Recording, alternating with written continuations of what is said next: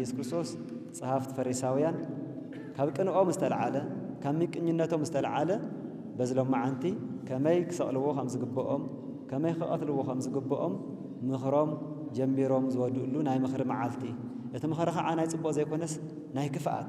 ንሰብ ከመይ ክንቀትሎ ኣለና ኢልካ ዝተመኸረሉ መዓልቲ ስለ ዝኾነ ረውዕ ምክረ ኣይሁድ ተባሂሉ ይጽዋዕ ማለት እዩ። ማርያም መግደላዊት ግን በአንጻሩ ኃጢአታ አሚና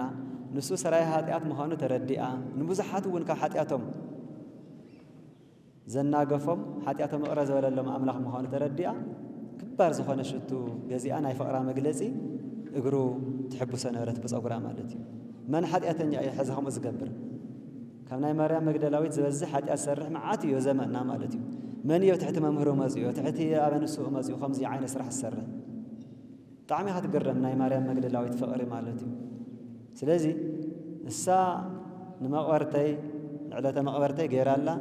ስለዚ ነዳያንስ ኩሉ ግዜ ምሳኻማቶም ኣለዉ እንድሕር ክትሕግዝዎም ደሊኹም ክትህቦም ደሊኹም ኩሉ ግዜ ሻዕ ምሳኻቶም እዮም እዩ ዝበለ ክርስቶስ ማለት እዩ። ንሳ ግን እቲ ክትገብሮ ዝግባኣ ብልባ ኣሚና ዘምፀቶ ነገር ገይራላ ስለዚ ሕደጉ ይተዳኽምዋ እዩ ዝበለ ማለት እዩ ክርስቶስ። እና ኩራን ህዝበ ክርስቲያን ኃጢአቶም ኣሚኖም ከምኒ ማርያም መግደላዊ ከምኒ ዘኬዎስ ብጣዕሚ ብሰብ ዝተናዓቑ ዋጋ የብሎምን ተባሂሎም ተስፋ ዝተቆረፀሎም ሰባት ከመይ ክርስቶስ ከም ዝኣለሾም ንርኢ ኣለና ማለት እዩ። ዘኬዎስ ማለት ንመሃሮ ዝነበርና ትምህርቲ ብሰብ ዝተናዓቐ መጨበርበሪ ሰራቒ ገንዘብ ማቱ ብግብረ ኣቢሉ ዘጨርብር ዝነበረ ሰብ ከመይ ክርስቶስ ከም ዝፀውዖ ቅድሚኡ ዘኬዎስ ድዩ ስሙ መን እዩ ስሙ እኮ ክርስቶስ እኮ ይፈልጦ ነይሩ። ነገር ግን ካብ ልቢ ዝእልሾ ዘሎ ክሪኦ ዝህንጦ ዘሎ ምዃኑ ኣሚኑ እዩ ዘኬዎስ ውረድ ኢልበለ ማለት ብድሕሪኡ ከዓ ስሙ ከመይ ከም ዝተቐየረ ዘኬዎስ ዝነበረ ስሙስ ወዲ ኣብርሃም ተባሂሉ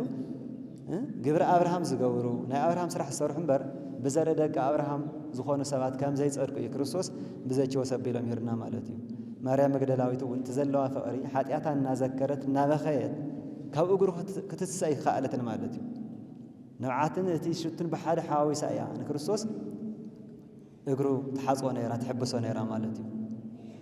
ብፈሪሳውያን ግን እንኳን ሓደ ኣይሁዳዊ መምህር ታራ ኣይሁዳዊ እውን ኃጢአተኛ ሰብ ናብኡ ክቐርብ ምስ ኃጢአተኛ ክበልዕ ኃጢአተኛ ሰብ ክድህስሶ ክጭብጦ ስለ ዘይግባእ ከምቲ ናታቶም ባህሊ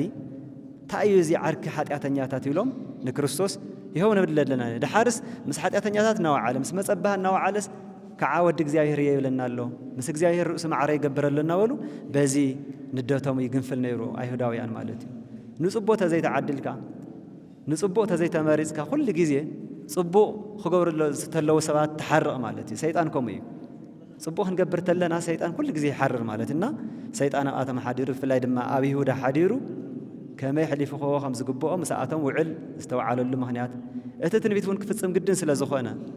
هذا حدا جزء وا متى تنبيت خم عندي نيرو كريستوس كشوت وكو تنبيت نيرو كأيو زلك سبب الله مالتي تخكليو تنبيت نيريو كريستوس كعفت سامي تنبيتيو ناجر قلنا تنبيت فت سام قلنا كتكون يبلكان بمن مالك عمالت ناي تنبيت فت سام تكون يبلكان يهودا استجاجسيو التنبيت كفت ساميو كريستوس ون كسكاليو تخكلي ناجر قلنا السوف سامي تنبيت كوني نورون إنبي ممهري من دانو حليفة يهبن كبل لا تجبؤه نسأله سأرش خبل مد ما زيت كملن أما ودأ أتاون تنجنزم العقوبة يا إخوانا أنا ما نم كيكونا تريفني سلازي بزعلت نمهرو نقويتو نأملاخو ترى ممهر كوازي يكونس نتسماي مدرس فترة أملاخ يس كريستوس أحليفو مسألة زعار خلو مسألة زمخرلو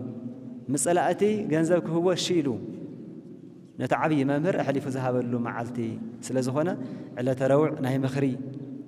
تمخرق عنا كفاءة مخري نحاتيات مخري هيوت زاكل كريستوس يحلفهم كهو كسقلو زود له معلت سلازخونا على تعارف مكر أيهود تواهيلو يجلس مالتي بما مهران يسوع سلازي زيو كريستوس هيوت حيز مازيو سلام حيز مازيو برهان حيز مازيس عالم جن موتي يا حزات تصاني حمالتي موتي يا حزا قريبات اللي تصاني حمالتي من مقاصخ موتي يناز عالم زي مازيو كمتي እግዚአብሔር አብ ሰናገሮ بيوحنس وانجيل እግዚአብሔር አብሲ نحد ودن ኢየሱስ ክርስቶስ ናብዛ ዓለም እዚ ሕሊፉ ክስካ ዝህብ ይፈትዩ ወይሉ ክስካ አንድ እዚ ይፈትዩ ክህብዩ ክወሃብ ይመጽዩ ክስቀል ይመጽዩ ክመውት ይመጽዩ ነገር ግን ብደቀ መዝሙር ክኸውን ተለኻ ኣይሕዝን ማለት እዩ ብኣማኒኻ ብሓደ ኣማኒ ቤተ ክርስቲያን ንቤተ ክርስቲያን ሕሊፋ ክትወሃብ ተላ ከም ዝሕዝን ኩሉ ማለት ሕዚ ብትውሽጣ ዝፈልጣ በታ ብ40 መዓልቲ ዝወለደተ ቤተ ክርስቲያን ብ80 መዓልቲ ዝወለደታ ቤተ ክርስቲያን ብኣኣ ቤተ ክርስቲያን ሕሊፋ ክትወሃብ ተላ እምነት ባኡ ክራኸስ ተሎ መምሃራን ብኡ ኣቢሎም ክፅረፍ ተለዎ ዘመንና ከም ዝሕዝነና ኩሉ ማለት እዩ ዋቲ ክርስቲያን ትእገለ ትወዲ ኣቶ እገለ እታ ከምዚ ዝበለ ኣባል ዝነበረስ ከምዚ ቢሎ ከምዚ ይናገረሉ ኢልና ከም ንሓዝን ኩሉ ማለት እዩ ስለዚ ይሁዳ ምስኡ ተማሂሩ ኣብ እግሩ በሊዑ ሰትዩ ግን ድማ ምጸላእቲ ዓሪኹ ማለት እዩ ብናይ ዘመንና ፀዋዕታ ሃም ተባሂላ ሃም ዝፅዋዕ ትፈልጥዎ ኢኹም ማለት እዩ ምጸላእ ዓሪኹ ንዋዕሉ ሰብ ሕሊፉ ዝህብ ሰብ እንታይ ዓይነት ስም ከም ዘለዎ ትፈልጥዎ ኢኹም የገልጾ ንሱ ማለት እዩ እና ሎማዓንቲ ናይ ምኽሪ መዓልቲ ምዃኑ እቲ ምኽሪ ከዓ ንጥፍኣት ነቲ ህያው ጎይታ ከመይ ክስቀል ከም ዘለዎ ዝመኸረሉ መዓልቲ ስለ ዝኾነ መክረ ኣይሁድ ተባሂሉ ይፅዋዕ ማለት እዩ ስለዚ ይሁዳ ደቀ መዝሙር ስለ ዝነበረ ዳ እምበር እቶም ጸሓፍቲ ፈሪሳውያን በዓልቶም እውን እኮ ካህናት ናይ ቤተ መቕደስ መገልገልቲ ቃል እግዚአብሔር ዝፈልጡ ብፍላይ ናይ ብሉይ ኪዳን ነቢያት ኩሎም ሕግታት ጠንቂቖም ዝፈልጡ እኮ እዮም ነይሮም ማለት እዩ ነገር ግን ክርስቶስ ከምቲ ዝፈልጥዎ ይተቐበልዎን ከምቲ ናይ ትንቢት መጽሓፍ ክርስቶስ ከም ዝውለድ ክርስቶስ ንሓጢኣትና ከም ዝስቀል ክርስቶስ ንሓጢኣተኛታት ናብ ጽድቂ ናብ ህይወት ከም ዝምልሶም ዘንብዎ ዝነበሩ ግን በቲ ዘንበንዎን በቲ ዝፈልጥዎን ስለ ዘይጸንዑ ጸሓፍቲ ፈሪሳውያን እናበልና ኩሉ ግዜ ንወቕሶም ዘለና ማለት እዩ እሞ ዝሎማዓንቲ ንኽፍኣት ንስቅለት ጎይታ ዝተመኸረሉ ዝተሸርሐሉ ክፍኣት ዝተፈሓሰሉ መዓልቲ ስለ ዝኾነ ምክረ ኣይሁድ እናበለት ቤተ ክርስቲያን እናረውዕ ትዝክሮ ተውዕሎ ማለት እዩ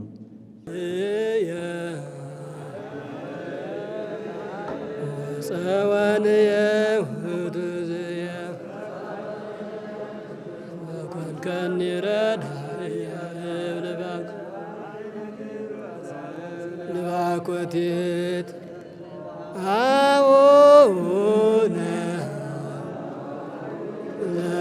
ዘበሰማያት ይትቀደስ ስምከ ትምጻእ መንግሥትከ ወይኩን ፈቃድከ በከመ በሰማይ ከማሁ በምድር ሲሳየነ ዘለለ ዕለትነ ዮም እድግ ለነ አበሳነ ወጌጋየነ ከመ ንሕነኒ ንሕነግ ተዘብስ ለነ አብአነ እግዚኦ ውስተ መንሱት አላ አድኅነነ ወባልሐነ እምኩሉ እኩይ እስመ ዚአከ ይእቲ መንግሥት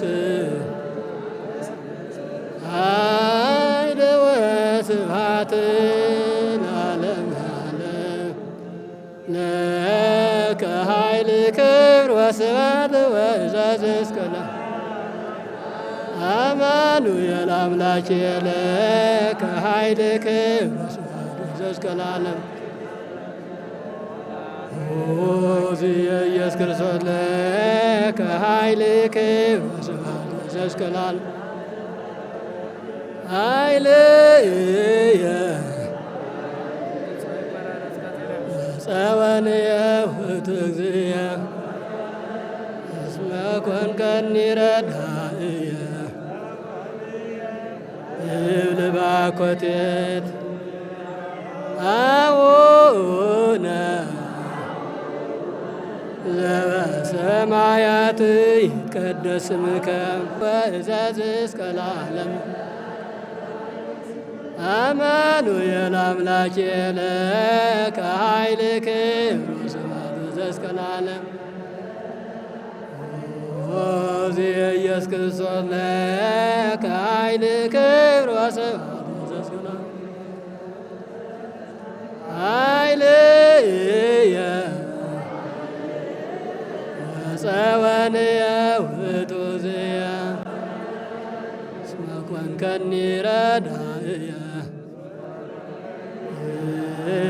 ልባኮቴት አቡነ በሰማያት ይትቀደስ ስምከ ትሮስ ስብሐት ወዘእስከ ለዓለም ለአምላክ ይደሉ ክብር ወስብሐት ለማሕየዊ ይደሉ ክብር ለእዘዙ ይደሉ ክብር ወስብሐት ለሕማሙ ይደሉ ክብር ወስብሐት ወዘእስከ ለዓለም ለከይደሉ ኃይል ወለከይደሉ ስብሐት ወለከይደሉ አኮቴት ኦዚስ ክርስቶስ ለዓለመ ዓለም ሕዝብኒ ይቤሉ እፎ ጾምነሂ ወኢሪእከነ ወአሕመምነ ነፍሰነ ወኢያእመርከነ እስመ አመ ትጸውሙ ትገብሩ ፈቃደክሙ ወትትፈደዩ እዳክሙ ትሰክዩ ወትትዋቀሱ ወትላኮዩ ወትትጋአዙ ወትጸውሙ ወትዘብጡ ወትጤገሉ ነዳየ ለምንትኑ ትጸውሙ ከመ ዮም እንዘ ታግዕሩ ወተአወዩ ነዳየ አኮ እቼ ዘንተ ጾመ ዘኀረይኩ ወአኮ ከመ ዛቲ ዕለት ዘየሐምም ነፍሶ ሰብ ወኢ እመ አቁጠጠ ክሳዶ ከመ ህልቀት ወሰከበ ውስተ ሰቅ ወሐመድ ኢኮነ ህሩየ ዝንቱ ጾም በኀበ እግዚአብሔር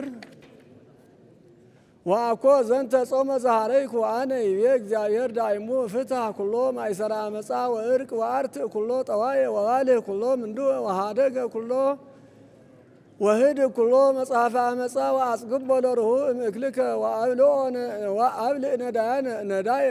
ወአሂድሮ ውስተ ጽላሎተ ቤትከ ወእመኒ ርኢከ ሩቀ አልብሶ ወኢትተአወር እምዘርአ ቤትከ ወይገውህ ሶቢሃ ብርሃንከ ወይሰርቅ ፍጡነ ፈውስከ ወተሐውር ጽድቅከ ቅድመ ገጽከ ወስብሐተ እግዚአብሔር ይከድነከ ሶቢሃቸ ይሰማዓከ እግዚአብሔር በጊዜ አውየውከ ወእንዘ ትነብብ ነየ አለኩ ይብለከ እምከመ አይተትከ እምላዕሌከ ማእሰረ አመፃ ወነጐድጓድ ወለእመ ኢዘበጥከ ወአንከይከ እምሲሳየ ነፍስከ ወአፍአምኮለ ነዳይ ወለእመ አጽገብከ ነፍሶ ርህብተ ሶቢሃቸ ይሰርቅ ማእከለ ጽልመት ብርሃንከ ወይከውን ጽልመትከ ከመ ብርሃነ መዓልት ወይሄሉ እግዚአብሔር ወትረ ምስሌከ ወያጸግበከ ፍትወተ ነፍስከ ወያጠልዕ አዕጽምቲከ ወትከውን ከመ ገነት ርዊት ወከመ አዘቅት ዘኢነጽፍ ማያ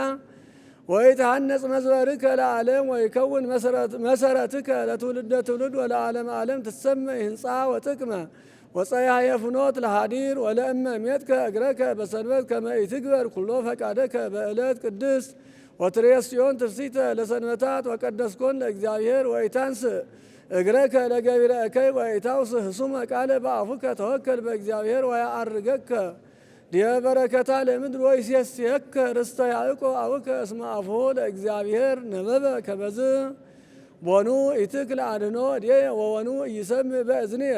አኮኑ ኃጢአትክሙ ይቀውም ማእከሌክሙ ወማእከለ እግዚአብሔር ወበእንተ ኃጢአትክሙ ሜጥኩ ገጽየ እምኔክሙ ወይስሐለክሙ እስመ ደም ምሉእ ውስተ እደዊክሙ ወአጻብዒክሙ በኃጢአት ወከናፍሪክሙ እኒነበበ አመፃ ወኃጢአተ ወተናገረ ልሳንክሙ ወአልቦ ዘይነብብ ጽድቀ ወዘይፈትህ ጽድቀ ወተወከልክሙ በከንቱ ወነበብክሙ ዘኢይበቁዐክሙ ወጸነስክሙ ኃጢአተ ወተወልዱ ሕማመ አንቆቆ አርቤ ምታነቅሙ ወፈትለ ሳርየት ተአንሙ እስመ ዘበልኦ ለአንቆቆ አርቤ ምድር ፍጡነ ይመውት ወፈትለ ሳርየትሂ ይበቁዕ ለተአጽፎ እስመ ግብረ አመፃ ምግባሪክሙ ወለኃጢአት ይረውፅ አገሪክሙ ወይፈጥና ለክይ ወደም ወትመክሩ ለቀቲል ሐሳር ወቅጥቃጤ ውስተ ፍኖትክሙ ወይተአምርዋ ለፍኖተ ሰላም ዲቆን ሀበ ንጹሕ አባ ዮሐንስ ሊቀ ጳጳሳት ዘአንጾኪያ ነአምን በአሐዱ አምላክ አብ አሐዜ ኩሉ ወልድ ዋህድ ኢየሱስ ክርስቶስ ቃሉ ቀደማዊ ምስሌሁ ወመንፈስ ቅዱስ ዘወፃ እምአብ ዘይሴባህ ወይትአኮት በወልድ ወይሰግድ ምስለ አብ ወወልድ ወካዕበ ነአምን በአሐዱ እምቅድስት ሥላሴ ዋህድ ቃል እግዚአብሔር አብ ዘተወልደ እምኔሁ እምቅድመ ኩሉ ዓለም ዘወቱ ኩሉ ኮነ ብርሃን ዘበአማን ወበዳህሪ መዋእል ተወፈቀደ ያፍልስ ትዝምደ እጓለ እመሕያው ወይሚጠነ ዳግመ ሀበ ሕይወት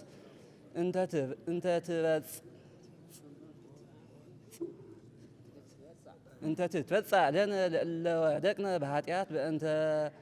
አልዮቱ ለአዳም በፈቃደ አቡሁ ወበግብረ መንፈስ ቅዱስ አጽነነ ሰማያተ ወወረደ ሀቤነ እስመ ተሳሃለነ ወተሰገወ መንፈስ ቅዱስ ወእማርያም ንጽሕት አመ አብሰራ ገብርኤል ሊቀ መላእክት በቃሉ ተሰገወ እምኔሃ ወአሜሃ ጸንሰቶ ተስዓተ አውራሃ በሁልቅ ወተወልደ በመንክር ግብር በከመ ይቤ ጳውሎስ ሐዋርያ እስመ ሰው በጽሐ ተፍጻሜተ መዋዕል ፈነወ እግዚአብሔር ወልዶ ዋህደ ወተወልደ እምብእሲት ከመዝ ተወልደ እምድንግል ወእምድኅረ ልደቱ ዘኢይትረከብ ኢማሰነ ድንግልናሃ ወበእንተዝ አመነ ከመ ወላዲተ አምላክ ይእቲ ተወልደ ሕፃን ወተጠብለለ በአጽርቅት ወተወድየ ውስተ ጎል ወዘአልቦቱ ጥንተ መዋዕል ዘህልው ዘለዓለም ዘልፈ ምስለ አቡሁ ወመንፈስ ቅዱስ ተወክፈ መዋዕለ ወጊዜያተ ወልህቀ ወተሐጽኖ እንዘለሊሁ አሃዱ ወልድ ነአምን ቦቱ ከመ ውእቱ አሃዱ መሲሕ ወአሃዱ እግዚእ ወአሃዱ ገጽ ወአሃዱ አካል እግዚአብሔር ቃል ዘተሰገወ ውእቱ ሰማያዊ ወውእቱ ምድራዊ አምላክ ወሰብ ህውረ ይትኤረዮሙ ለአብ ወለመንፈስ ቅዱስ በመለኮቱ ወቺያሃኒ ይትኤረየነ በትስብእቱ ወኢነሣ ስጋሁ እምህላዌ መለኮቱ ወኢተወለጠ ህላዌ ስጋ ሀበ መለኮቱ አላ ኮነ ሰብአ ከማነ ወነሣ ስጋነ ዘገብሮ ሎቱ እምስጋሃ ለድንግል ንጽሕት ማርያም ወአሂበሮ ምስለ መለኮቱ በአሃዱ ህብረት ዘአልወቱ ፍልጠት ወሰወኒ ኮነ ሰብአ ኢሃደገ መለኮቶ ሐሰ ወአልቦ ውላጤ ወኢ ሚጠት ወኢ ትውስት ውስተ እለ ሀውሩ በተዋሂዶ አላ ጽኑዕ በዘውእቱ ቦቱ ወኮነ ፍጹመ ከማነ በኩሉ ዘይደልዎ ለትስብእት ዘእንበለ ኃጢአት ባሕቲታ ወኢይትከፈል ሀበ ክልኤቱ ህላውያት ወኢይትፈለጥ ሀበ ክልኤቱ አርአያ ወኢ ሀበ ክልኤቱ አምሳላት ዘኢይትአመር በክልኤቱ ህላውያት እምድኅረ ተዋሂዶ በከመ ይቤ ዝኩ ጉባኤ ርኩስ ዘተጋብአ በኬልቄዶን ወሆከ ዓለመ ወኢ ንቤ ከመ መንክራት ለአሃዱ ወህሙማት ለካልኡ አላ እማንቱ ለዝንቱ አሃዱ ውእቱ ከመ አምላክነ ወእግዚእነ ኢየሱስ ክርስቶስ አሃዱ አካል ስግው ወአሃዱ ህላዌ በረከቱ ለዝንቱ መምህር ተሃሉ ምስሌነ ለዓለመ ዓለም። ወወልድ ወመንፈስ ቅዱስ አሐዱ አምላክ። ብፁዕ አቦና አቡነ ናትናኤል ናይ ሕሞራ ሃገረ ስብከት ሊቀ ጳጳስ፣ ክቡር ሊቀ አእላፍ መምህር ኮከብ ገብረ ሚካኤል ናይዚ ዓብዪ ደብረ ጽዮን ኣመሓዳሪ፣ ዝተኸበርኩም ሊቃውንቲ ቤተ ክርስቲያን፣ ካህናት፣ መምህራን ከምኡ እውን ምእመናት ብእግዚአብሔር ስም ድሕና ደ ዒልኻትኩም ድሕና ደ መፂኻትኩም ኣምላክና መድሓኒትና ኢየሱስ ክርስቶስ ስለ ሕማምና ዝሓመሞ ክንዝክር ስለ መከራና እውን ዝበፅሖ መከራ ክነስታውስ ካብ ዝተፈላለየ ከባቢ ሰባሲቡ ኣብቲ ምሕረቱ ይቅርትኡ ዝርከበሉ ቦታ ስለ ዝኣከበና ኣምላክና እግዚአብሔር ዝተኸበረ ዝተመስገነ ይኹን። እሽሞ ኣብተን ዘለዋና ውሑዳት ደቃይቕ ኣምላክና እግዚአብሔር ከምህረና ክግስፀና ማእኸልና ክርከብ ቅዱስ ፈቃዲ ይኹን። ኣብ ወንጀለ ማቴዎስ ኣብ ወንጀለ ዮሃንስ ምዕራፍ 11 ካብ ቁፅሪ 45 እስካብ 52 ዘሎ ቃል ኢና ክንመሃር ለትምህርትና መበገስ ክኾነና ኩሉ ሰብ ካብ ክጠፍእ ኩሉ ሰብ ካብ ክመውት ሓደ ሰብ እንተሞተ ይሐሽ ዝብል ቃል መልዕል ገርና ክንነጋገር ኢና። እዚ ሰሙን እዚ ከምና ቤተ ክርስቲያንና ኣስተምህሮ ሰሙነ ሕማማት እናተባሃለ እዩ ዝፍለጥ እናተባሃለ እዩ ዝፅዋዕ። ሰሙነ ሕማማት ማለት ጎይታና መድሓኒትና ኢየሱስ ክርስቶስ ንዓና ንዝሓመምና ደቂ ሰባት ዝሓመሙ ሕማም እነስታውሰሉ ዝበፅሖ መከራ ንዝክረሉ ክዝንጋዕ ክርስሳዕ ዝግብኦ ስለ ዘይኮነ ደቂ ሰባት ክርስሳዕ ዘይግብኦ ነገር ስለ ንርስዕ ክዝንጋዕ ዘይግብኦ ነገር ስለ ንዝንግዕ ጎይታና መድኃኒትና ኢየሱስ ክርስቶስ ስለ ደቂ ሰባት ኢሉ ዝተቐበሎ መከራ ስለ ደቂ ሰባት ኢሉ ዝበጽሖ ሕማም ኮታስ ስለ ናትና ኃጢአት ኢሉ ዝበጽሖ ሕማምን መከራን እንዝክረሉ እነስታውሰሉ ኸመውን እንፈልጠሉ ሰሙን እዩ ካብቶም ሰሙናት ሓደ ነው መዓንቲ ኸምና ቤተ ክርስቲያንና አስተምህሮ በዛ ዓለት እዚኣ ንጎይታና ንመድኃኒትና ንኢየሱስ ክርስቶስ ኸመይ ክስቀል ከም ዘለዎ ኸመይ ክግረፍ ከም ዘለዎ ኸመይ መከራ ክበጽሖ ከም ዘለዎ ኣብ መወዳእታ ድማ ኸመይ ክመውት ከም ዘለዎ ፈሪሳውያን ዝተብሃሉ ሊቃነ ካህናት ዝተብሃሉ ኸመውን ዓበይቲ ህዝቢ ዝተብሃሉ ሰለስተ ኣካላት ዝተማኸረሉ ዕለት እዩ ዘተየሉ ዕለት እዩ ስለዚ ኣብቲ ምኽሪ ሰለስተ ኣካላት ወይ ከዓ ሰለስተ ማሕበራት ዝተኣከውሉ ማሕበር እዩ ዝተኣከውሉ ስብስብ እዩ ሊቃነ ካህናት ዝበሃሉ ሓደ መደብ ጸሓፍት ወይ ከዓ መምህራት ዝበሃሉ ሓደ መደብ መበል ካልኣይ መደብ ብሳልሳይ ደረጃ ድማ ዓበይቲ ህዝቢ ካብቶም ህዝቢ ብዕድመ ዝዓበዩ ወይ ከዓ ብታሪክ ኣፍልጦ ዘለዎም ተኣኪቦም ንጎይታና መድኃኒትና ኢየሱስ ክርስቶስ ኸመይ ክስቀል ከም ዘለዎ ዘተይሉ ዝመኸረሉ ዕለት እዩ ስለዚ ሊቃነ ካህናት ኣለዉ ፈሪሳውያን ኣለዉ ዓበይቲ ህዝቢ ዝበሃሉ ድማ ኣለዉ ናይዚኣቶም ስብስብ ናይዚኣቶም ምኽሪ ናይ መወዳእታ ምኽሪ እዩ እዞም ሰባት እዚኣቶም ኣብ ሰለስተ ነገራት ኣድሂቦም እዮም ዝመኽሩ ኣብ ሰለስተ ነገራት ኣድሂቦም እዮም ዝማኸሩ ኣብ ልዕሊ ንጉስ ኣብ ልዕሊ ሊቀ ካህናት ኣብ ልዕሊ መሲሕ ወይ ከዓ ኣብ ልዕሊ ነቢይ ተኣኪቦም ዝመኽሩ ተኣኪቦም ዝነጋገሩ ማሕበራት ወይ ከዓ ፈረድቲ እዮም ሓደ ናይ ሃገር ንጉስ ብዝኾነ ይኹን ጥፍኣት ከጥፍእ እንተሎ ጥፍኣቱ ላብ ኣደባባይ ኣምፂኦም ላብ ጠረጴዛ ኣምፂኦም ለቲ ንጉስ ፍትሒ ዝሁ ኸምውን ካብ ሊቃነ ካህናት ሓደ ብዝኾነ ይኹን ካጉድል እንተሎ ጎደልኡ ላብ ጠረጴዛ ኣምፂኦም ላብ ኣደባባይ ኣምፂኦም ነቲ ሊቀ ካህናት እውን ፍርዲ ዝሁ ካብ ነቢያት እውን ትንቢት ተናገሩ እቲ ዝተናገሮ ትንቢት ከይተፈጸመ ቃርተሎ ከይተፈጸመ ክተርፍተሎ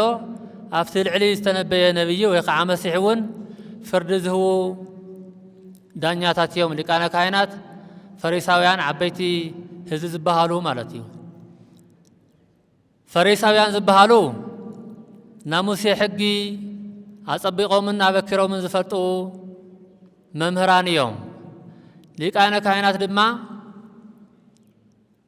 ብዝተፈላለየ መልክዕ ገንዘብ ኣኪቦም ሽዑ ዝነበረ ቤተ መቅደስ ኣጸቢቖም ዝተቋጸሩ ኣጸቢቖም ዝፈልጡ ስብስብ እዮም ዓበይቲ ህዝቢ እውን ብሊቃነ ካህናት ብጸሓፍት ኣፍልጦ ዘለዎም ፍቕሪ ዘለዎም ስብስብ እዮም ስለዚ እዚኣቶም ሰለስቲኦም ተኣኪቦም ኣብ ልዕሊ ንጉስ ይፈርዱ ኣብ ልዕሊ ሊቀ ካህናት ይፈርዱ ኣብ ልዕሊ መሲሕ ወይ ከዓ ነቢይ ይፈርዱ ማለት እዩ እምበኣርከስ በዛ ዓለት እዚኣ ኣብ ልዕሊ ንጉሰ ነገሥት ዝኾነ ክርስቶስ ኣብ ልዕሊ ሊቀ ካህናት ዝኾነ ክርስቶስ ኣብ ልዕሊ መሲሕ ዝኾነ ክርስቶስ መኺሮም ክፈርዱ በዛ ዓለት እዚኣ ተኣኪቦም ማለት እዩ ምክንያቱ ጎይታና መድኃኒትና ኢየሱስ ክርስቶስ ንጉሰ ነገሥትን እዩ ጎይታና መድኃኒትና ኢየሱስ ክርስቶስ ሊቀ ካህናት እዩ ጎይታና መድኃኒትና ኢየሱስ ክርስቶስ መሲሕ እውን እዩ ስለዚ ኣይሁድ እውን ኣብ ልዕሊ እዚ ክፈርዱ እዮም ኖም መዓንቲ ተኣኪቦም ዝብለና ቅዱስ መጽሓፍ ማለት እዩ ጎይታና መድኃኒትና ኢየሱስ ክርስቶስ ንኣልዓዛር ኣብ ናይ ማርያና ማርታ ገዛ ተረኺቡ ንኣልዓዛር ካብ ሞት ምስ ተስኦ ኣልዓዛር ካብ ሞት ብትሱ ዝረአዩ ብዙሓት ካብ ኣይሁድ ብዙሓት ኣልዓዛር ካብ ሞት ብትሱ ዝሰምዑ ብዙሓት ካብ ኣይሁድ ክርስቶስ ብዝገበሮ ተኣምራት ክርስቶስ ኣብ ልዕሊ ሞት ብዘርእዮ ሓይሊ ካብ ኣይሁድ ብዙሓት ዝኣመኑ ነይሮም ካብ ኣይሁድነት ናብ ክርስትና ዝኣመኑ ዝተመለሱ ብዙሓት ነይሮም ካብ ኣይሁድ ማለት እዩ ክርስቶስ ኣብ ልዕሊ ሞት ዝገበሮ ሓይሊ ክርስቶስ ኣብ ልዕሊ ሞት ዝገበሮ ተኣምራት ኣብ ልዕሊ ኣልዓዛር ዝገበሮ ተኣምራት ምስ ረኣዩ ካብ ኣይሁድ ቁፅሮም ብርክት ዝበሉ ኣይሁዳውያን ናብ ክርስቶስ ተመለሱ ብክርስቶስ ዝኣመኑ ብዙሓት ሰባት ነይሮም ይብለና ወንጌል ዮሐንስ ነገር ግን ካብቶም ብዙሓት ዝኣመኑ ውሑዳት ዘይኣመኑ ካብ ኣይሁድ ብዙሓት ብክርስቶስ ምእማኖም ሪኦም ብክርስቶስ ምእማኖም ሰሚዖን ካብቶም ዘይኣመኑ ውሑዳት ካብቶም እናኣመኑ ኖርስ ውሑዳት ዘይኣመኑ ላብ ፈሪሳውያንን ላብ ሊቃነ ካህናትን ኸይዶም እንሆ ብዙሓት ምሳና እምነቶም ምሳና ዝነበሩ ሕብረቶም ምሳና ዝነበሩ ካባና ተፈልዮም ላፍቲ ክርስቶስ ዝበሃል ነቢይ እየ ዝብል ንጉስ እየ ዝብል መሲሕ እየ ዝብል ካባና እናተፈለዩ ላብ ክርስቶስ ይኸደለዉ ላብ ክርስቶስ ይሓብሩለዉ ላብ ክርስቶስ ይምለሱለዉ ኢሎም ላብ ፈሪሳውያን ላብ ሊቃነ ካህናትን እዚ ወሬ እዚ ሒዞም ኸይዶም ማለት እዩ ፈሪሳውያንና ኣይሁድ እዚ ወሬ እዚ ዝሰምዑ ፈሪሳውያንና ኣይሁድ እውን እንታይ ክንገብር ከም ዘለና ካባና እናፈለሱ ካባና እናወፁ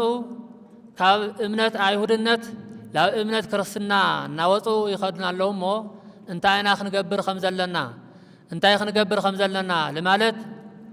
እዞም ሰለስተ ኣካላት እዚኣቶም ተሰባሲቦም ማለት እዩ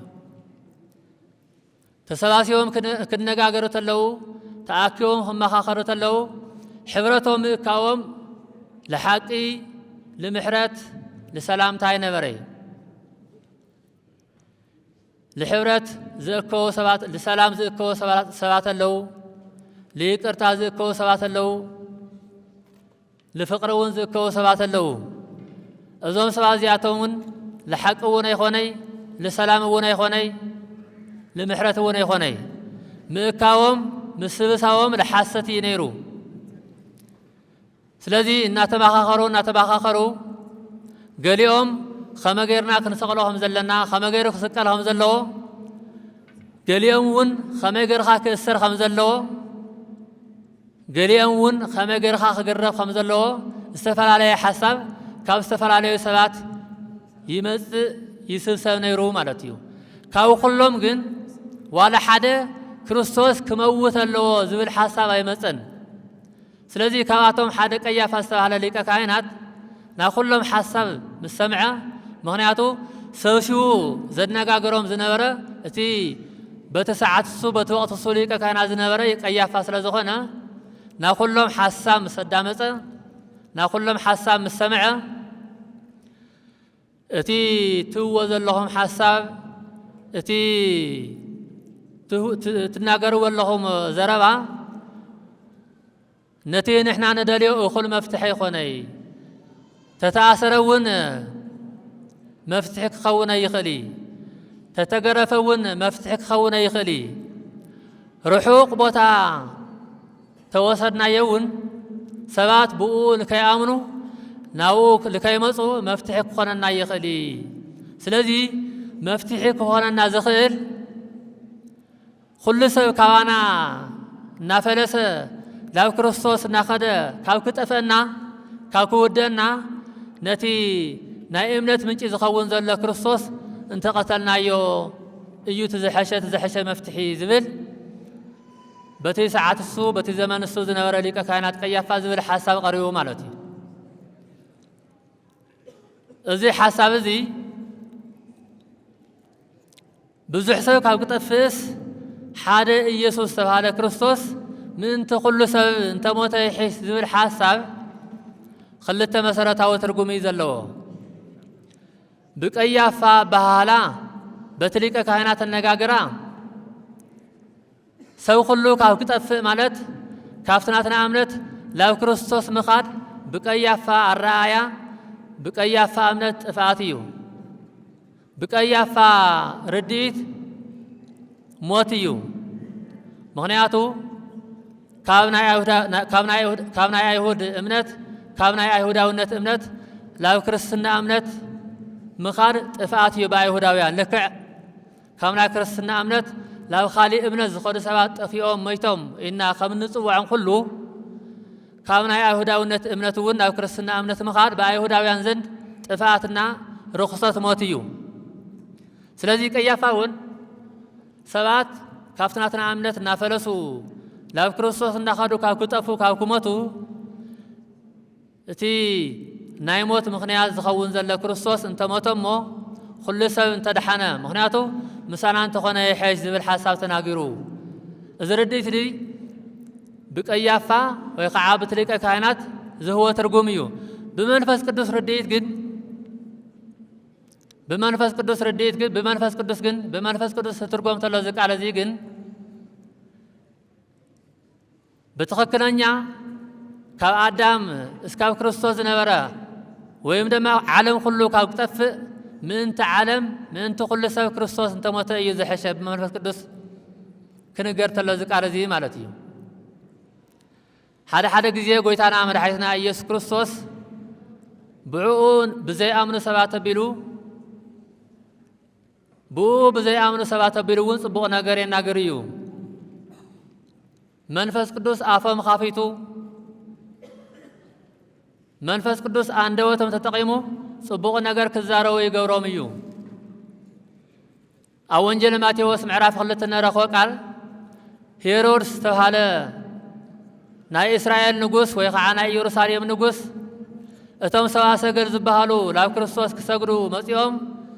እቲ ተወሊዱ ዝተባሃለ ንጉስ ተወሊዱ ዝተባሃለ መድሓኒት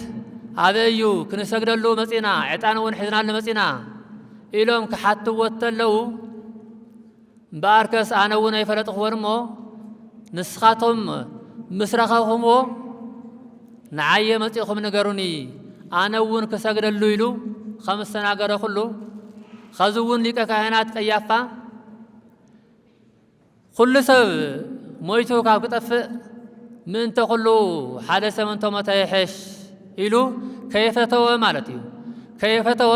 ክርስቶስ ዝመጸሎ ዓለማ ክርስቶስ ስጋ ዝለበሰሎ ዓለማ ተናጊሩ ማለት እዩ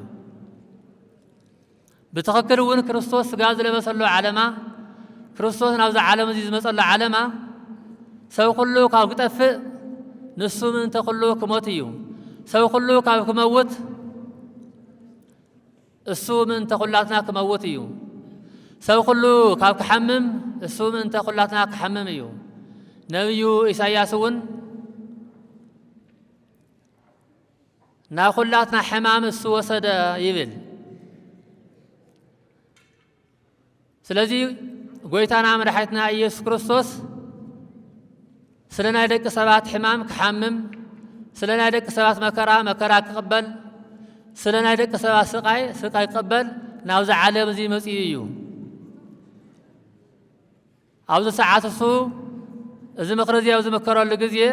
ምንም እኳ ብክርስቶስ ዝኣመነ ይኹን ግን መንፈስ ቅዱስ ኣፉ ተጠቂሙ አንደበቱ ተጠቂሙ እዚ ቃል እዚ ክናገር ገይርዎ ማለት እዩ እዚ ቃል እዚ ክናገር ገይርዎ ስለዚ ቀያፋ ብዝተናገረ ሓሳብ ኩሎም ተስማዕሚዖም ማለት እዩ ምእሳርን መፍትሒ ኾነይ ምግራፍን መፍትሒ ኾነይ ካብ ኢየሩሳሌም ኣርሒቕካ ንክርስቶስ ምስዳድ እውን መፍትሒ ኾነይ ስለዚ እቲ መፍትሒ ክኸውን ዝኽእል ኩሉ ሰብ ካብ ናይ አይሁዳውነት እምነት እናፈለሰ ላብ ክርስቶስ ካብ ክኸይድ ክርስቶስ ክቕተል ከም ዘለዎ ኩሎም ዝተስማዕምዕሉ መዓልቲ እዩ በዛ ዓለት እዚኣ ማለት እዩ ኩሎም ኣብ ሰዓቱ ብዘይ ምንም ኣፈላላይ ኩሎም ክርስቶስ ተገሪፉ ክስቀል ተሰቂሉ ከም ዝመውት ዝተማኸሩ ተማኺሮም እውን ዝተስማዕምዕሉ ዕለትና ሰዓት እዩ ኖመዓንቲ ናይ ቅዱስ ቤተ ክርስቲያንና ታሪክ ከም ዝነግረና ማለት እዩ መፍትሒ ክኾነና ኢሎም ዝወሰድዎ እሱ እዩ ዋላ እኳ ክርስቶስ ና ክርስቶስ ኣሰር ተኸቲሎም ክርስቶስ ዝኾኑ ክርስቶስ ዘምህሮ ከምሩ ዝኽእሉ ደቀ መዛሙርት እንተሃለዉ ነገር ግን أتوحازي كدرق زخيل منشو تدريق أيو أتخالى أكالات كلمس زخيل أترسي تلاميسي يمو ولا أقوى تمدق مزامر تنتهالو بكريستوس زآمنو بزو حاسبات وانتهالو اتي زآمنو سب اتي استخطر وسب انت قتلنا يو انت سقيدنا يو اتوم دق مزامرتو ندحريتكم اللسي يوم اتوم بو زآمنو مؤمنانون كبتنو يوم حالا وواقع اتي أواقع زحل سب انت ميتو أواقع خمز بتنا خلو نايم منان حلاو زخونا نايم منان رس زخونا كريستوس انت ميتو خل سب كبتنيو أو زول حاسب تسمع ميعوم مالتي أواقع زحلوان حلاوي انت زي هاليو بقليل نجار ينز بتنا بقليل نجار ينز تفا أو حدا كعسلا زخلا أو حدا حبرت كلون زخيل زحلوان سب كريات اللواين زحلوان سب كهلة الليو حلاويان كتف انتلو اتنت حلات واقع عبتنا اتن زحلوا واقع عتفا بقليل يومتا مالتي لغني وني قتلن ايهود ونز مخرو فريساويان ونز مخرو زيو ابت ساعات السو نا كريستوس تخطرتي بتعامل زبزحلو ساعات نيرو تخطرت كريستوس بقطري كاب علت لاب علت زو استقلو ساعات نيرو سلازي ابت ساعات السو بزحي مؤمنان سقا زخونم فريساويان بزحي مؤمنان سقا زخونم صحافت بزحي مؤمنان سقا زخونم ايهود اتم زامنو مؤمنان كبتنو اتم زامنو مؤمنان كطفو لااتم كمطو ناي موداتا مفتحي كريستوس سقيل خامماتي نيرو مالتي ነገር ግን ዋላ በዘመخرዚ በዘሐሳብ ዚ ይስማዕምዑ ክርስቶስ ግን በትክክለኛ በሰባት ከስቀል በሰባት ከመውት በሞቱ ሰባት ከድሕን ስለዝመጸ እቲ ምኽሪ በትክክለኛ ኣብ ትክክለኛ ሰዓት ዝተመኸረ ኣብ ትክክለኛ ሰዓት ዝተፈጸመ ምኽሪ ነይሩ ማለት እዩ። ስለዚህ ክቡራን ምእመናን ኣብዚ ሰሙን እዚ ናይ ክርስቶስ ሕማማት ናይ ክርስቶስ ሕማም ናይ ክርስቶስ መከራ ክነስታውስ ክንዝክር ተለና ብኻሊእ ኣባሃላ ናትና ሕማም ኢና ንዝክር ዘለና ናትና መከራ ኢና ነስታውስ ዘለና ናይ ክርስቶስ ሕማም ክነስታውስ ተለና ደቂ ሰባት ኣብቲ ክርስቶስ ዝሓሞ ሰዓት ኣብ ሃመይ ዓይነት ሕማም ነርና ናይ ክርስቶስ መከራ ክንዝክር ክነስታውስ ተለና ደቂ ሰባት ኣብቲ ግዜ እሱ ኣብቲ ሰዓት እሱ ኣብ ከመይ ዝበለ መከራ ነርና ኢና ክንዝክር ዝግበአና ማለት እዩ። ሕማም ክርስቶስ ብዝግቡእ እንድሕር ተረዲና ኮና ሕማምና ተረዲና ኔና መከራ ክርስቶስ ብዝግባእ እንድሕር ዘኪርና ኣስታዊስና ኮና መከራ ደቂ ሰባት ኣብቲ ግዜ እሱ ኣብቲ ሰዓት እሱ ንደቂ ሰባት ዝበፅሖም ዝነበረ መከራ ብዝግባእ ተረዲና ኔና ማለት እዩ። ምክንያቱ ካብ ኣዳም ጀሚሩ እስካብ ክርስቶስ ዝነበረ ወለዶ ብዘይካ መከራ ሰላም ዝበሃል ዘይፈልጥ ብዘይካ ባርነት ነፃነት ዝበሃል ዘይፈልጥ ብዘይካ ህውከት ደስታና ምርግጋዕ ዘይበሃል ዘይፈልጥ ሕብረተሰብ ዜጋ እዩ ነይሩ። እዚ ሕማም እዚ ክንዝክር ተለና እዚ መከራ እዚ ክነስታውስ ተለና ተመሊስና ከይንሓሚ ይገብረና ተመሊስና መከራ ከይበፅሐና ይገብረና። ሓሚሙ ዝደሓነ ሰብ ተመሊሱ ልክሓምም ኣይኾኒ ተመሊሰ ይሓሚ ምክንያቱ ልክሓምም መንቀል ዝኾንዎ ነገራት ስለ ዝፈልጥ ማለት እዩ። ካብ ኣዳም እስካብ ክርስቶስ ዝነበረ ወለዶ ለ5500 ዓመት ልክሓምም መነሻ መጀመሪ ዝኾኖ ሕጊ እግዚኣብሔር ዘይምኽባሩ እዩ። ሕጊ እግዚኣብሔር ምጥሓሱ እዩ። 5500 ዓመት ልክሓምም መነሻ ዝኾኖ ናይ እግዚኣብሔር ሕጊ ዘይምኽባሩ እዩ። ناجزاوير حق متحاسيو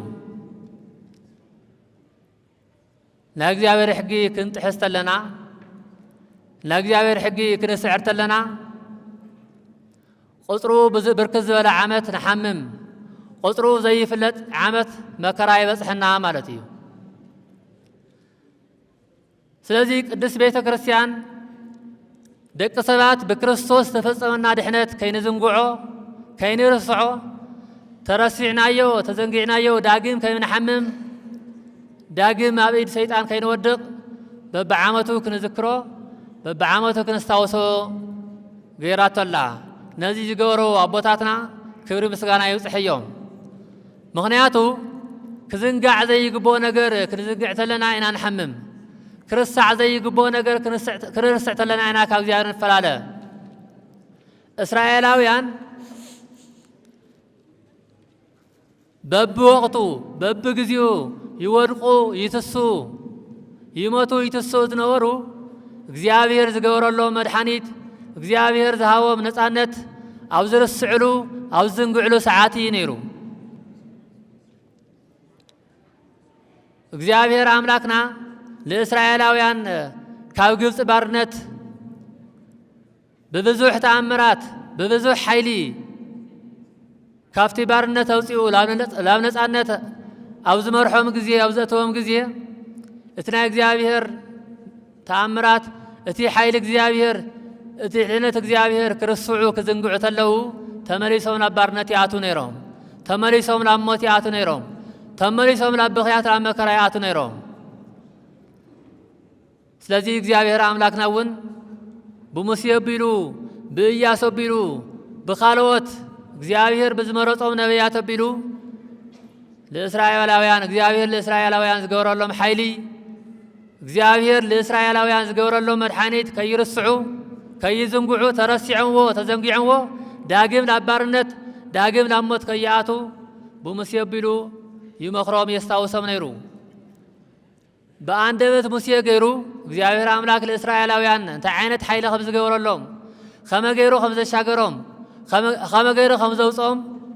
የዘኻኽሮም ነይሩ እግዚአብሔር ዝገበረሎም መድኃኒት የዘኻኽሮም የስታውሶም ነይሩ ካብ ሙሴ ዝተቐበለ መርሒነት ኢያሱ እውን ብተመሳሳሊ ሙሴ ለእስራኤላውያን ኃይሊ እግዚአብሔር የዘኻኽሮም መድኃኒት እግዚአብሔር የስታውሶም ከም ዝነበረ ኩሉ ኢያሱ እውን ብተመሳሳሊ እግዚአብሔር አምላክ ለእስራኤላውያን ዝገበሮ መድኃኒት የዘክሮ ነይሩ ማለት እዩ ምክንያቱ ክዝንጋዕ ዘይግብኦ ነገር ስለ ዝኾነ ክርስሳዕ ዘይግብኦ ነገር ስለ ዝኾነ ሰባት ድማ እቲ ዝዓበየ ፀገምና ናይ ምርሳዕ ፀገም ኣለና ናይ ምዝንጋዕ ፀገም ኣለና እሞ ክርስሳዕ ክዝንጋዕ ዘይግብኦ ነገር ማለት እዩ እታ ካብ ነቢያት ካብ ሃዋርያት አስተምሮ ዝተቐበለት ቤተ ክርስቲያን እውን ጎይታና መድኃኒትና ኢየሱስ ክርስቶስ ለአና ለክርስቲያን ለአና ለአመንቲ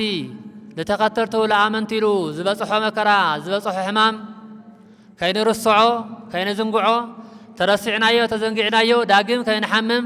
ዳግም ከይንወድቕ ዳግም እውን መከራ ከይበፅሕና በብዓመቱ ክንስታውሶ በብዓመቱ ክንዝክሮ ገይራላ ማለት እዩ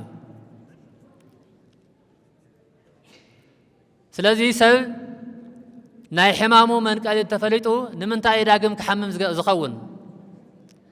ናይ ሕማምኻ ምኽንያት እዚ እዩ ተተባሂሉ ናይ ውድቀትኻ ምኽንያት እዚ እዩ ተተባሂሉ እሞ ካብቲ ዝነበረ ሕማም ካብቲ ዝነበረ ውድቀት እንድሕተስኡ ኮይኑ ዳግም ንምንታይ ይወድቕ ዳግም ንምንታይ ይሓምም ናይ ሕማምና ምኽንያት ተነፂሩ ተነጊርና እዩ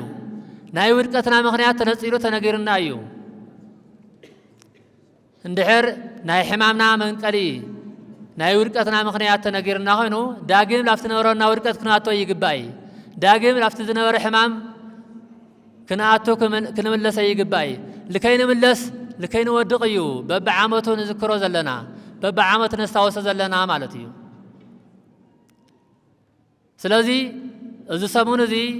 እዚ ዕለት ዝተፈለየ ዕለት እዩ ካብቶም ካልኦት በዓላት ዝተፈለየ በዓል እዩ ዝተፈለየ ዕለት እዩ እቶም ካልኦት በዓላት እናተሓጎስና ኢና ነኽብሮም እናተሓጎስና ኢና ንዝክሮም إذا بعد ذيكن الناس أمنا الناس لنا الناس سجدنا مالتيو إن أنا خورا نحزننا متمرين أنا خورا مالتيو أوشتم حقوس الله جن الناس أمنا الناس لنا نحزننا إن أنا خورا زبا على زي مالتيو سلذي لافت بيت كريستيان كلمة تلنا سمونه همامات تباهيلو لا بيت كريستيان كلمة تلنا اتي سجدان خمز الله خوينو اتصام خمز الله خوينو ويتانا مدحيتنا يسوع كريستوس من تنايلو زبصح حمام من تنايلو زبصح مكرا بزغبا كنفرطنينا لكريستوس زبصح حمام لكريستوس زبصح مكرا بزغبا كنفلط تلناينا حمامنا مكرانا نفلط سلازي ويتانا مدحيتنا يسوع كريستوس سل حمام نايلو زبصح حمام كنذكر سل مكرا نايلو زبصح مكرا كنستاوس عامت ملو بعدمه بطعنا حاليو لاوزي سلازحنا لاملاكنا خوري مسغانا املكو وداسي يبصحيو وسبات لእግዚአብሔር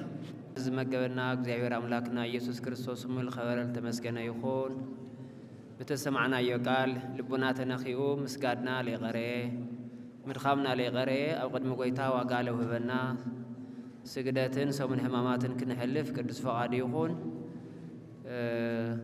كوزي قزيلو كور أبونا لقائلة مهمر كوكب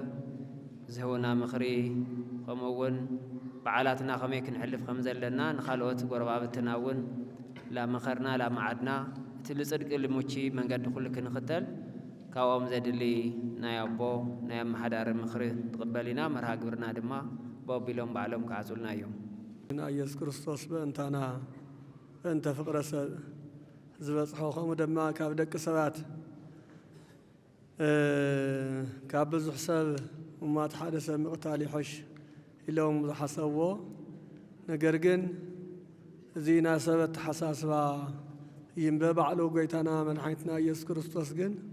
أقدم ون بأنتنا كحلف مخانو بأنتنا كموت مخانو بأنتنا كحمم مخانو بأنتنا ياو هاكرانيو الدواء تسغيلو سللا أنا سمنتو كحلف مخانو بتنويت يكون بعلو بالتناقر قال قاليس الناي مالتي نجرجن تتنويت تفصمو أفتم ناي تنويت فصمتي زبهالو صحابة فريساويان بصيحو ياو زي تفصمو خزون ناي زي فصامي زي كل جزيه ناي قويتانا من حيثنا يسوع كريستوس فقري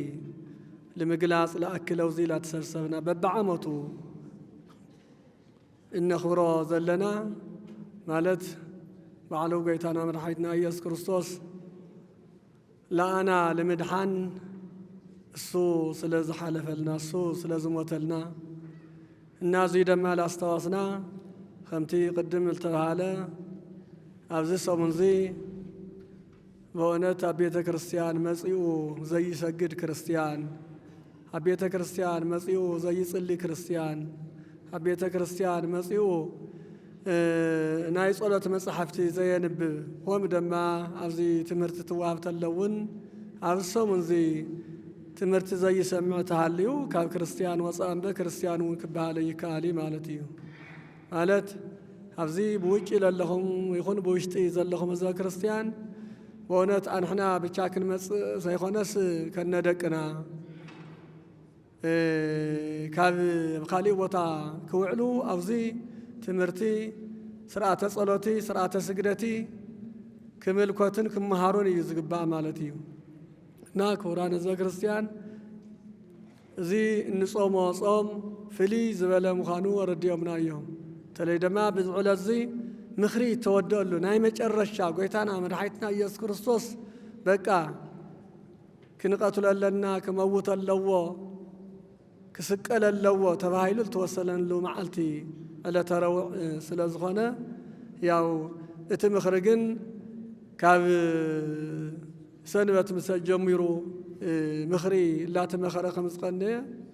إننا ناي موداتا ناي تمخرجن لما عنتك سقل اللوا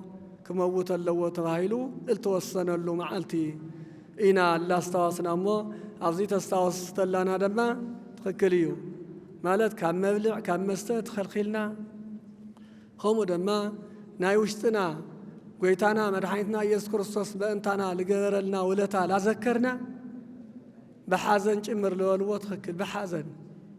በእንታና ይደኻ ጎይታና መድኃኒትና ኢየሱስ ክርስቶስ ሞት ዘይግበአካ አምላክ ምንም ኃጢአት ዘይብልኻ አምላክ ብናይና ኃጢአት ኢልና بتو نابعلنا حاتيات بتو أنحنا لجبرنا يو نايوشتنا خلاتنا ننحدنا نابعلنا نايوشتنا حاتيات لا فتشنا اتي قولنا لا فتشنا اتنا يقويتنا مرحيتنا يذكر استصفقد بانتنا بون الزموتلنا أملاك إلا استاوسنا إنا كنصوم زقبنا مو ياو زترفنا قزيدا ما صباح دحر صباح تنا موداتنا كخوني يمو ياو زيدا ما بتلي خزيل لنا لمصانا زي لقندنا ون لنا هنا نجرجن كان صباح دحر صباح جمير دما مانم قلع يخون مانم بونه تفجزا كفل في كله يقباي مالت تايسو ابجزا يمن البات حلاو يدليو حدا جزا لحلو كدليو تخكليو نجرجن حدا يمصت حدا تخد ولا خالي تعرف ولا سرحتنيانا وانت خونه بونت أبزي صوم زي ويم دم أبزي حمامات زي كنسات فوق يقبا كنسات فني يقبا زين سرحتنيا تتناول كي يسمعن هم دم أنا كريستوس فقربون من تان كحضرن تنسرحتنيا وانت خونه التوسن ساعات سريدنا ويم دم حدا ساعات فقيدنا خد سجيد خنعي إلنا لا أتنون كناس نحن تسرحتنيا تنا سرحتنيا تنا للو مالت صوتا انتي فلايا مالت أيه إن خمزي كنجبر يزقبنا مو أنحنا دتي سرحتنيا لا جددنا وزي مسئنا كنصلي وزي مسئنا كنسجري ثلنا سرحتنيا جن زي جبوا سرح لها بنا تخينو تخكلنيا سجدتي تخكلنيا صومي ويندما تخكلنيا صلوتي كبهال سلازي يخيل الناس يون لحسبنا مال كل ما أنا أوشتنا لله أبجزنا لله يكون أو كل نجر لحسبنا إنا تي حمامات زي كنا حلفوا زقبنا مو إزاير أملاكنا سكعم وداتا خمس حزنا يول لنا سواية بسجدت بصلاة الصلاة خم دما بمسجد كنا حلفوا إزاير أملاك مسخلاتنا يكون تي نفسيني تهاوكت فرفارة ويتم يتكسك أم جبرك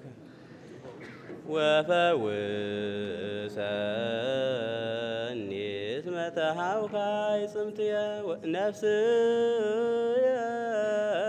تهاوكا فرفارة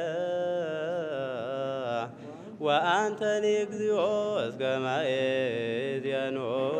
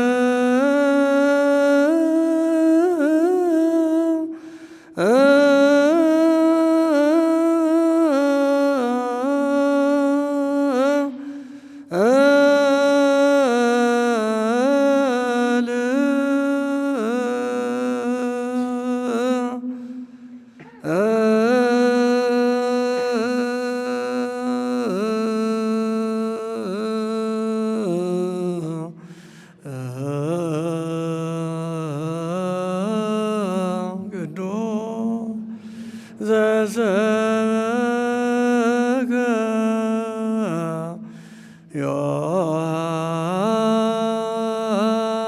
ዮሐንስ ቃለ ወልደ እግዚአብሔር ስብሐት ለከ ክርስቶስ እግዚእ ወአምላክየ ኩሎ ጊዜ። ዝቃል ዘግዚኖ እብል አባ አድኅና ለነፍስየ እምዛቲ ሰዓት ወባሕቱ በእንተ ዝንቱ መጻእኩ በጻሕክዋ ለዛቲ ሰዓት አባ ሰብሖ ለወልድከ ወመጽአ ቃል እምሰማይ ዘይብል ሰባሕኩከ ሂዋሪ ካይበ እሴብሐከ ወሕዝብሰ እለ ይቀውሙ ወይሰሙ ይቤሉ ነጐድጓድ ውእቱ ወቦ እለ ይቤሉ መልአክ ተናገሮ ወአውሳ እግዚእ ኢየሱስ ወይቤሎሙ አኮ በእንቲአየ ዘመጽአ ዝቃል አላ በእንቲአክሙ ወናሁ እቤለክሙ ይእዜ በጽሐ ኩነኔሁ ለዝንቱ ዓለም ወይእዜሰ ይሰድድዎ ለመልአከ ዝንቱ ዓለም ወያወፅእዎ አፋ ወአነኒ እምከመ ተለአልኩ እምድር እስህብ ኩሎ ኀቤየ ወዘንተ ዘይቤ እንዘይእምሮሙ በአይ ሞት ሃለዎ ይሙት ወአውስእዎ ሕዝብ ወይቤልዎ ንሕነሰ ሰማይነ በውስተ ኦሪት ከመ ለዓለም ይነብር ክርስቶስ ወፎ እንከ ትብለነ አንተ ሃለዎ ለወልደ እጓለ እመሕያው ይትለዓል መኑ እንከ ዝንቱ ወልደ እጓለ እመሕያው ወይቤሎሙ እግዚእ ኢየሱስ አዲ ህዳጠ መዋዕል አለኩ ምስሌክሙ ብርሃን አንሶሱ እንዘብክሙ ብርሃን ዘእንበለ ይርከብክሙ ጽልመት እስመ ዘይሐውር ውስተ ጽልመት ኢየአምር ሀበ ይሐውር አምጣነ ዘብክሙ ብርሃን እመኑ በብርሃን ከመ ትኩኑ ውሉደ ብርሃን። በአሰርቱ አሐዱ ሰዓተ መዓልት ዘረው ድኅረ ወንጌል ዘይትነበብ ርእዮ ኖሎት ስርዓተ ቃለ እግዚአብሔር ዝንቱ ውእቱ ዘስልጣነ ሞት ውስተ እዴሁ ወሕይወተ ኩሉ ዘትከውን እምኀቤሁ በእንተ ሥጋ እጓለ እመሕያው ሞዓቲ ዘነሶ እምኔነ ዘይከስት ሁከተ ወሕማመ ይቤ መድኅኒ ይእዜሰ ተሐወከተኒ ነፍስየ ወምንተ እብል አባ አድኅነኒ እምዛቲ ሰዓት ወሀይት በእንተ ዝንቱ መጻእኩ ለዝንቱ ሰዓት አማን በአማን መጽአ ሀበ ዓለም ከመ ይትወከፍ ሕማማተ በእንተ መድኃኒትነ ወያዕርጎ እምገሃነም ለብሲ ቀዳሚ ዘፈጠሮ ወከመ ያቦ ሀበ መካኑ ዘቀዳሚት ሎቱ ወለደጭቁ በከመ ምሕረቱ ወንጽራ ሀቤሁ ዘእንበለ ሀኬት ወንህስስ እምኔሁ ዘእንበለ ጽርዓት ከመ ይሬስየነ ስቱፋነ ምስሌሁ ውስተ ስብሐተ መንግሥቱ ወያጽንዐነ እስከ እስትንፋስ ዳሃሪት ለሃይማኖት ርቲት በስሙ ቅዱስ ለንሰብሖ ወናልዕል ስሞ እስመ ውእቱ ገብረ ምስሌነ ምህረተ በከመ ምህረቱ ክርስቶስ መድኃኒነ መጽአ ወሐመ ወሕማማቲሁ አድኀነነ። ጸልዩ በእንተ ጸንዐ ዛቲ መካን ጸልዩ በእንተ ጽንዐ ዛቲ መካን ወኩሎን መካናት እንተ አበዊነ ቅዱሳን ወገዳማት አይሩግ እለ ይሃድሩ ወአይሩግ እለ ይሃድሩ ውስቴቶን ወዕቅበተ ዝንቱ ዓለም በምልኡ ከመ ይቀቦሙ እግዚእ እምኩሉ እኩይ ወይስረይ ለነ ኃጣውኢነ። ጸልዩ በእንተ አበዊነ ወአኀዊነ ነዳያን ዱያን እለ በኩሉ ደውየ እለ ውስተ ዛቲ መካን ወእለ በኩሉ መካናት ከመ ያሰኒ እግዚእ ላዕሌነ ወላዕሌሆም በጤና ወሕይወት ወይስረይ ለነ ኃጣውኢነ።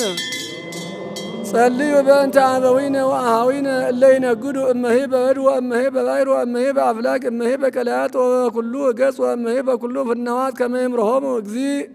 ወያግቦሙ ሀበ ማኅደሪሆም በፍስሐ ወበሰላም ወይስረይ ለነ ኃጣውኢነ። ጸልዩ በእንተ ፍሬ ገራው ወአዕዋም ወአዕዋን ወኩላ ዕፅ እንተ ትፈሪ ፍሬ ውስተ ዓለም ከመ ይባርኮሙ እግዚእ ወያብዝሖም ወያፈጽሞም በሰላም ዘእንበለ ሙስና ወይስረይ ለነ ኃጣውኢነ። ጸልዩ ከመ ክርስቶስ አምላክነ ይጸግወነ ምህረተ ወሳይለ በቅድመ ኩሎሙ ምኩናነ መኳንንት ወያራሂርህ ልቦሙ ላዕሌነ በሂሩት በኩሉ ጊዜ ወይስረይ ለነ ኃጣውኢነ። ጸልዩ በእንተ ሀገሪትነ ትግራይ ወመጋቢያኒሃ ወለ በአጽናፊያ መስተቃትላና አጥራር ከመ እግዚእ ይቀ በሰላም ወበእንተ አብያተ ክርስቲያናት ዘኩሎን ዓለማት ያህልዩ ሰናይ ወይስረይለነ ኃጣውኢነ ጸልዩ በእንተ አበዊነ ወአኀዊነ እለነሙ አይረው በእንተ ሃይማኖተ ክርስቶስም ቀዳሚ አበዊነ ቅዱሳን ሊቃነ ጳጳሳት ወአበዊነ ጳጳሳት ወአበዊነ ኤጲስቆጶሳት ወአበዊነ እልቆሞሳት ወአበዊነ ቀሳውስት ወአኀዊነ ዲያቆናት ወአበዊነ መነኮሳት ወአኀዊነ ህዝባውያን ወኩሎም እለ አይረቡ እምክርስቲያን ከመ ያዕርፍ እግዚእ ነፍሳቲሆሙ ወይምሃሮሙ ወኪያነኒ ወይስረይለነ ኃጣውኢነ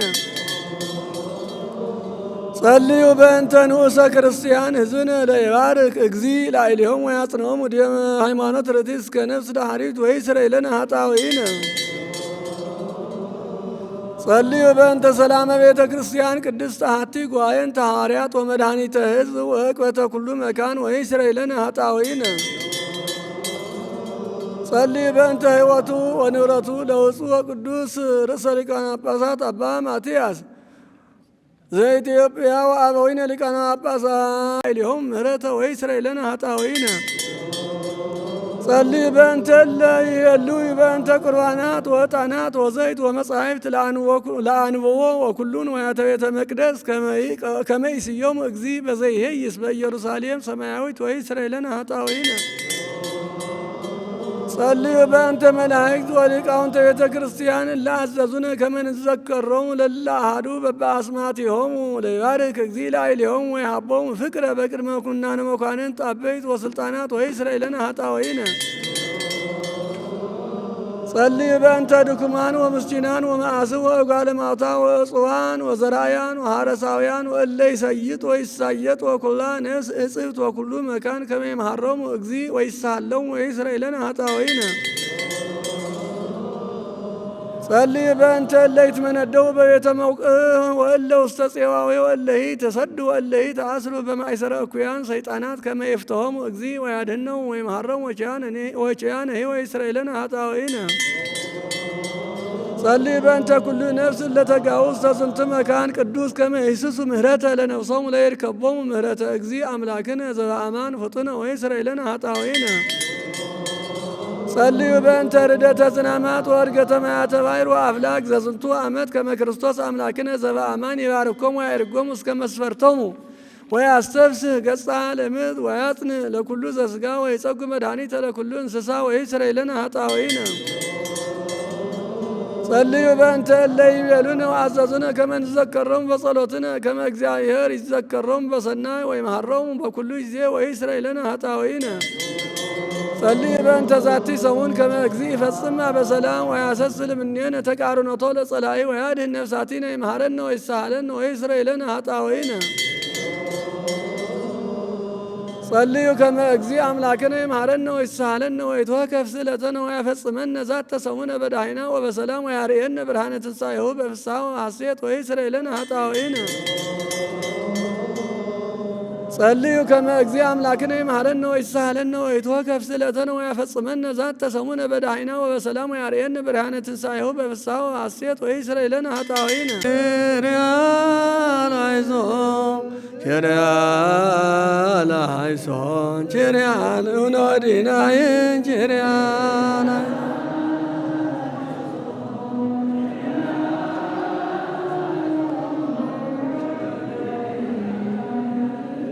ኪርያ ላይሶን ኪርያ ላይሶን ታኦስናይን ኪርያ ላይሶን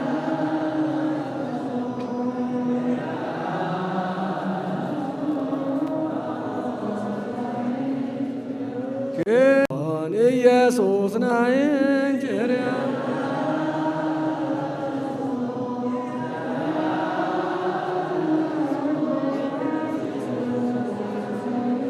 ኪርያ ላይሶን ኪርያ ላይሶን ክርስቶስ ናይን ኪርያ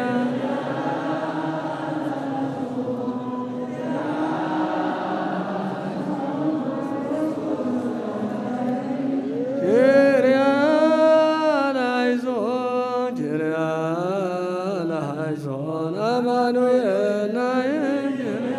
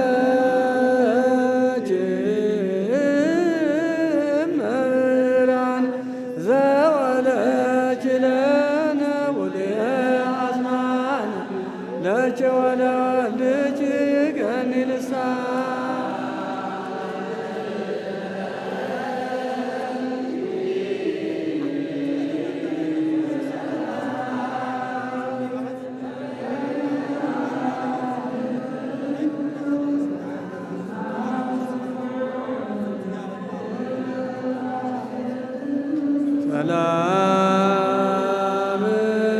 ለኪ ታቦተ እማመንስኪ ዘይታምሪ ምስያ ወወልተ ስም ዘነቢይ አውስየ ለኪ ወለወልድኪ ይለኒ ውዳሴ